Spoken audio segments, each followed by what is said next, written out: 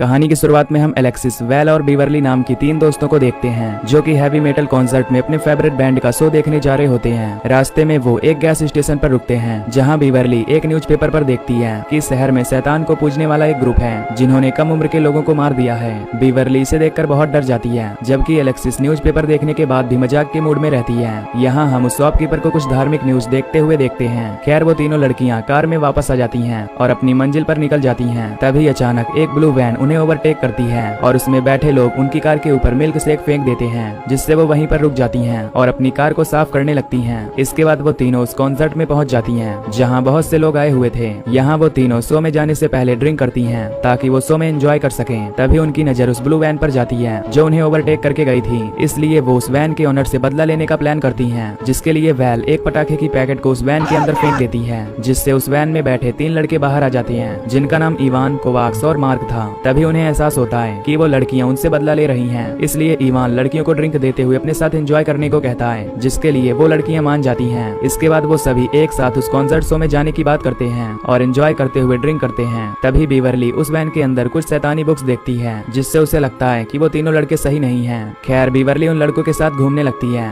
जैसे ही show start होता है वो सभी एक साथ शो में एंजॉय करते हैं। कॉन्सर्ट के बाद एलेक्सिस फैसला करती है कि वो आज रात उन तीनों लड़कों के साथ पार्टी करेगी, इसलिए वो उन तीनों लड़कों को अपने पिता के घर में इनवाइट करती है क्योंकि उसके पिता इस समय घर पर नहीं थे। फिर वो लड़के उन तीनों लड़कियों के साथ चले जाते हैं। यहाँ एलेक्सिस घर पहुंचकर उन्हें अपने घर में घुमाती है और कुछ रूम्स दिखाती है। इसके बाद वो सभी बैकयार्ड में जाकर कैंप फायर करते हैं और ड्रिंक पीते हैं। साथ ही वो उस रॉक बैंड के बारे में बात करते हैं। तभी बीवरली वहाँ से उठकर घर के अंदर आ जाती है। एलेक्सिस बीवरली के बिहेवियर को देखकर उसके पीछे जाती है और उससे पूछती है कि उसे क्या हुआ है, जिस पर बीवरली कहती है कि मैंने पहले कभी ऐसा नहीं किया है। दरअसल बीवरली इस ग्रुप में नहीं थी, पर एलेक्सिस कहती है कि जब तक तुम हमारे साथ रहोगी तब तक तुम्हारे साथ सब कुछ अच्छा ही होगा। अब बीवरली ड्रिंक लेकर वापस बाहर जाती है। तभी वो मार्क से टकरा जाती है, जिससे उसके कपड़े गीले हो जाते हैं, इसलिए मार्क उसे अपनी जैकेट देता है। तब बीवरली देखती है कि मार्क की जैकेट में एक चाकू है। बीवरली उस चाकू को देखकर हैरान हो जाती है। यहाँ मार्क अपने चाकू को लेकर वापस अपने दोस्तों के पास जाता है और बीवरली भी ग्रुप ज्वाइन कर लेती है। तभी बीवरली एलेक्सिस को मार्क के चाकू के बारे में बताती है, पर वो उसे समझाती है कि वो ज्यादा न सोचे। थोड़ी देर बाद एलेक्सिस एक गेम खेलने के लिए कहती है जिसमें सभी को अपने अच्छे एक्सपीरियंस शेयर करने थे।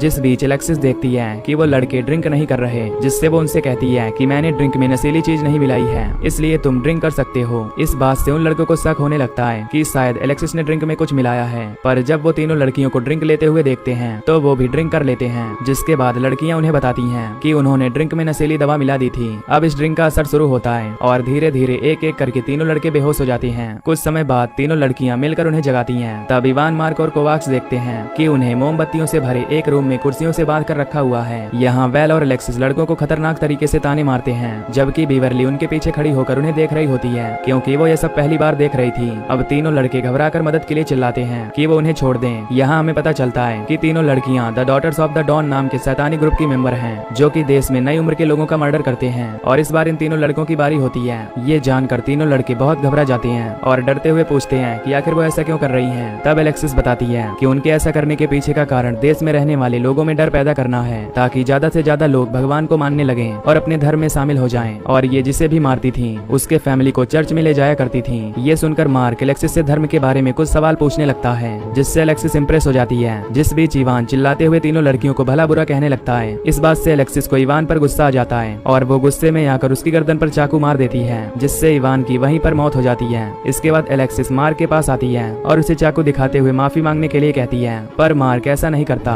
इसलिए एलेक्सिस उसे मारने के लिए आगे बढ़ती है। तभी बीवरली उसे रोकते हुए कहती है कि मुझे तुमसे कुछ जरूरी बात करनी है, इसलिए वेल और एलेक्सिस बीवरली के साथ उस रूम से बाहर जाती हैं। तभी मार्क और कोवाक्स मौका देखकर अपने आप को आजाद कर लेते हैं और यहाँ से भागने की प्लानिंग करने लगते हैं। दूसरी तरफ बीवरली उन दोनों से कहती है कि मार्क और कोवाक्स को मैं मारूंगी, जिसके लिए एलेक्सिस मान जाती है और उन लड़कों को बाहर लाने के लिए कहती है। जिस दौरान मार्क और कोवाक्स छुपने के लिए सेफ रूम देख रहे होते हैं, तभी एलेक्सिस उन्हें भागते हुए देख लेती है और अपनी दोस्तों के साथ उन्हें पकड़ने के लिए जाती है। यहाँ एलेक्सिस कोवाक्स के हाथ में चाकू भी मार देती है, पर किसी तरह मार्क और कोवाक्स पास वाले पेंट्री रूम में जाकर खुद को लॉक कर लेते हैं, जहाँ मार्क कोवाक्स के घाव को देखकर घबरा जाता है। इस बीच एलेक्सिस अपना मकसद पूरा करने के लिए बीवरली को हथियार ढूंढने को कहती है ताकि वो जल्दी से दरवाजा तोड़ सके। फिर बीवरली पास के साइड में जाकर हथियार ढूंढने लगती है। इस दौरान बीवरली बहुत परेशान नजर आती है, पर वो अपने आप को संभालने की कोशिश करती है। इधर घर में एलेक्सिस को एरोसॉल मिलता है। तब वो गेट के नीचे से पेंट्री रूम में उससे स्प्रे करती है, जिससे मार्क और कोवाक्स को सांस लेने में दिक्कत दिक्कत होती है। तभी अचानक एलेक्सिस को घर पर किसी के आने की आवाज सुनाई देती है,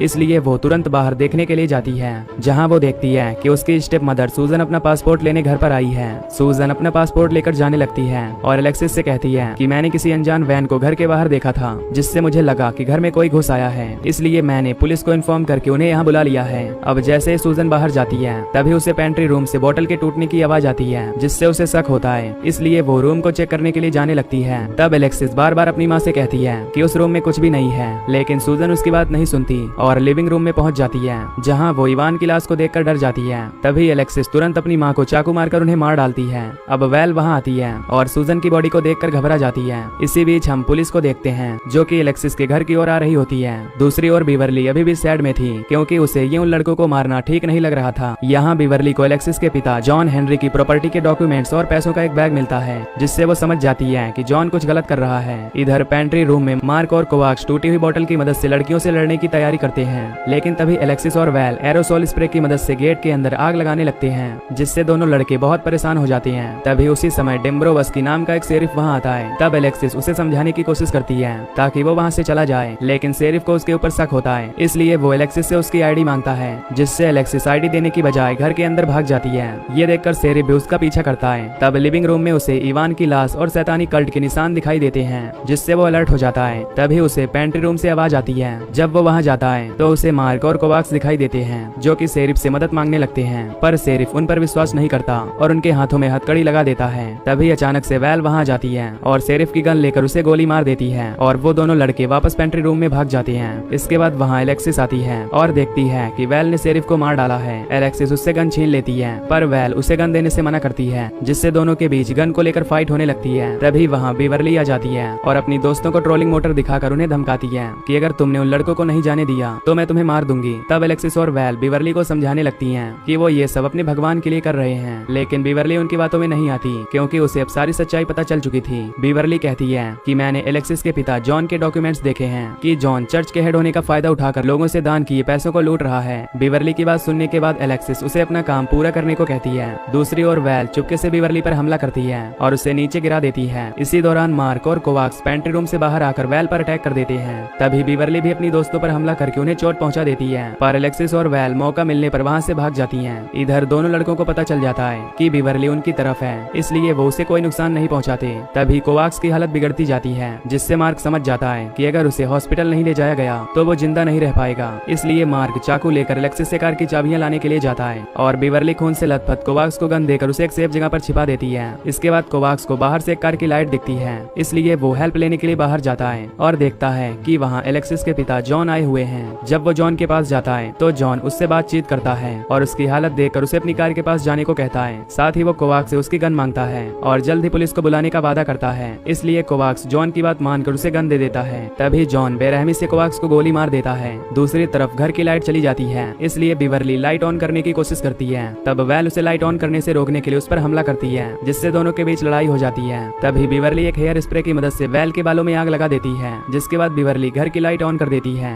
इसी बीच मार्क को अपनी वैन की चाबियां मिल जाती हैं, लेकिन एलेक्सिस उसे पकड़ लेती है और दोनों के बीच खतरनाक लड़ाई होने लगती है। तभी कोवाक्स वापस घर के अंदर आता है और मरने से पहले बीवरली से मार्क को बचाने को कहता है। कुछ देर बाद जॉन एलेक्सिस के रूम में आता है और मार्क को गोली मारकर उसे घायल कर देता है। यहाँ पता चलता है कि इन सब के पीछे जॉन का ही हाथ था और एलेक्सिस अपने पिता के लिए ही काम करती थी। यहाँ जॉन अपनी बेटी को डांटता है, क्योंकि उसकी गलती के कारण आज पुलिस घर पर आ गई थी और उसने उस पुलिस वाले को मार दिया था। एलेक्सिस बताती है कि उसकी गलती नहीं है, जिस पर उसके पिता कहते हैं कि मैं तुम्हारी वजह से फंस सकता हूँ, इसलिए तुम्हें अपना बलिदान देना होगा। ये कहकर जॉन एलेक्सिस का गला पकड़कर दबाने की कोशिश करता है। तभी बीवरली वहाँ आती है और जॉन पर अटैक करके उसे बेहोश कर देती है। यहाँ एलेक्सिस बीवरली को उसकी जान बचाने के लिए थैंक्स बोलती है, लेकिन अचानक से वो बीवरली का गला पकड़ लेती है और उससे बदला लेने के लिए उसका गला दबाने लगती है। तब बीवरली किसी तरह एलेक्सिस को खिड़की से धक्का देकर बाहर फेंक देती है। इसके बाद बीवरली और मार्क दोनों कार लेकर वहाँ से भागने लगते हैं। तभी हम एलेक्सिस को देखते हैं, जो कि अभी भी जिंदा थी। वो मार्क और बीवरली की कार को रोकने के लिए बीच रोड पर आ जाती है,